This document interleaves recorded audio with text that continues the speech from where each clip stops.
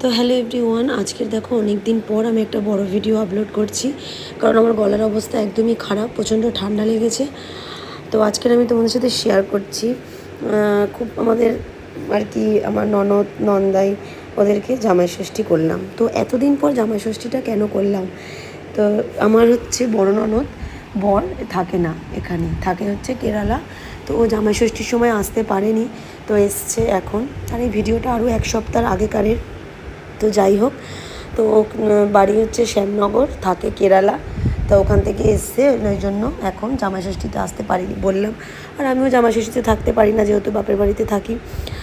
তারপরে আমি ওদেরকে আর কি করি জামাই ষষ্ঠীটা। তো এবারে একটু অনেকটাই লেট হয়ে গেছে, তো ওরা এসছে, ওই জন্য রান্নাবান্না করছি।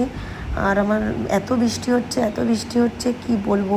প্রথমে ভেবেছিলাম কোথায় কি করব, এবার এত বেলাও হয়ে গেছে। এদিকে আমার ননদরা এসছে, রান্নাবান্না করবে।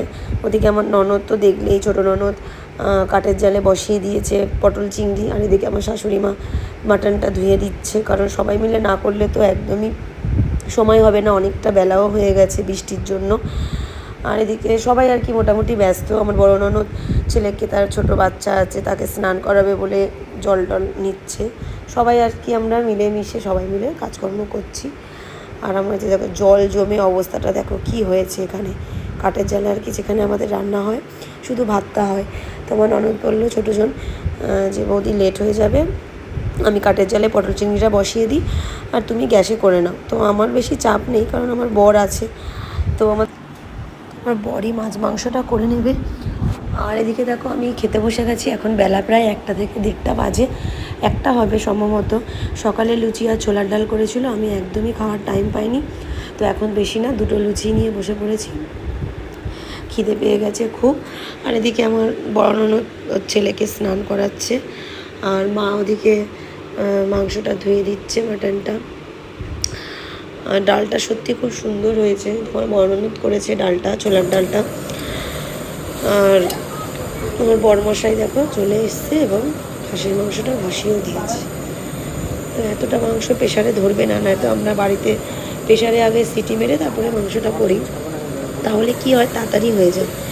তো এদিকে আমার বরমশাই খাসির মাংসটা করছে, ওদিকে মাছও এখনও বাকি। তো কীভাবে কী হবে বুঝতে পারছি না, অনেকটা লেট হয়ে গেছে বললামই বৃষ্টির জন্য। আর যারা যারা আমাকে ভিডিওটা দেখছো তারা প্লিজ কমেন্ট করে জানিও, বেশি বেশি করে ভিডিওটা শেয়ার করে দিও। আর কারা কোথা থেকে দেখছে সেটাও জানিও। আর ভালো লাগলে একটা লাইক করে দিও। আমার বরের হাতে যদি রেসিপি দেখতে চাও মাটনের, তাহলে আমাকে এটাও কমেন্ট করে জানাবে। তো চলো বাচ্চাদের এখন খেতে দিয়ে দেবো, আর কি কি রান্না হয়েছে সেটা একবার দেখিয়ে দিই। তো এদিকে দেখো চিংড়ি মাছ দিয়ে পটল আলু, এটা তো দেখলেই হলো। আর এটা হচ্ছে ঝুরঝুরে ভাত। তারপরে ছিল মাছের মাথা দিয়ে ডাল, এটা কিন্তু আমি করেছি। আর এদিকে হচ্ছে মাটন আর দই কাতলা, এই দুটো কিন্তু আমার বর করেছে।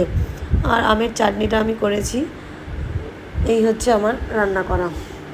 আমার ননদ দেখো বসে গেছে, সবাইকে খেতে দেবে, বাচ্চাগুলোকে আর আমার শ্বশুর শাশুড়িকে, তারপরে আমরা বসবো।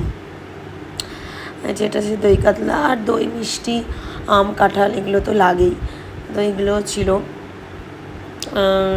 তো আমার দুজনের আমি ভাত বেড়ে দিয়েছি, মানে আমার দুই নন্দায়ের আর কি ভাতগুলো গুছিয়ে সাজিয়ে দিয়েছি। আর একটু লজ্জাও পাচ্ছিল, ভিডিও করছিলাম যেহেতু। এই যে মাছের মাথা দিয়ে ডাল, কাতলা মাছের পেটি, যে সব কিছুই দেখো, কোল্ড ড্রিঙ্কস, এমনি জল, সব কিছুই দিয়েছি সাজিয়ে।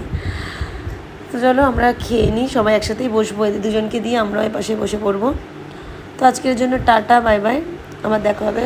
আমার গলার অবস্থা নতুনই খারাপ হয়ে আছে, সেই ঠান্ডা লেগেছে। ভিডিওটা ভালো লাগে তো এখনও লাইক করেছে না, গলাটা পুরো বসে গেছে, ওই জন্য এতদিন কোনো ভিডিও দিতে পারছিলাম না। তো যাই হোক, টাটা বাই বাই। যদি কিছু খারাপ লাগে ভয়েস, তো একটু মানিয়ে নিও।